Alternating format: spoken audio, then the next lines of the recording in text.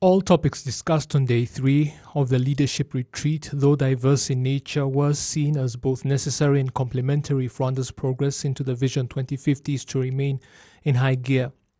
Those to speak showed how the Vision 2050 must go hand in hand with investment strategies designed to address the challenges that will exist in the future, placing the country in a position to compete on a truly international level.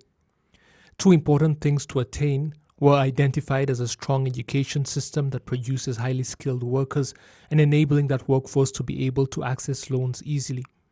The private sector was also urged to properly exploit the many opportunities it has and focus on, most especially, IT development.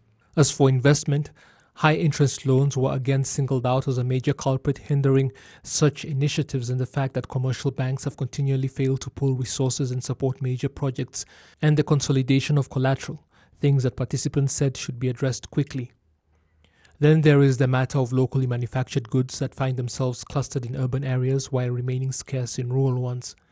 Entrepreneurs present said they now see the folly in allowing this to continue, and they intend to properly utilize market opportunities in the region, regardless of whether or not they are in towns. The problem of overcrowding in the country's public school classrooms was also talked about, as well as students who are allowed to continue from class to class despite performing quite poorly, and the quite wasteful problem of equipment bought for schools only to find that it does not even meet quality standards. All those problems in the education sector were seen as urgent and needing resolution. Technical vocational training was confirmed as a viable job creation tool, but there is the problem of high school fees involved in getting that sort of education, which discourages potential students when you consider that the 9-year basic education system is basically free.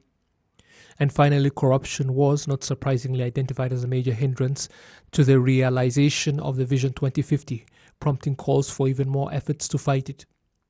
Institutions with the highest levels of corruption and mismanagement of public funds were openly criticized during the discussions and urged to ensure that the problem is addressed.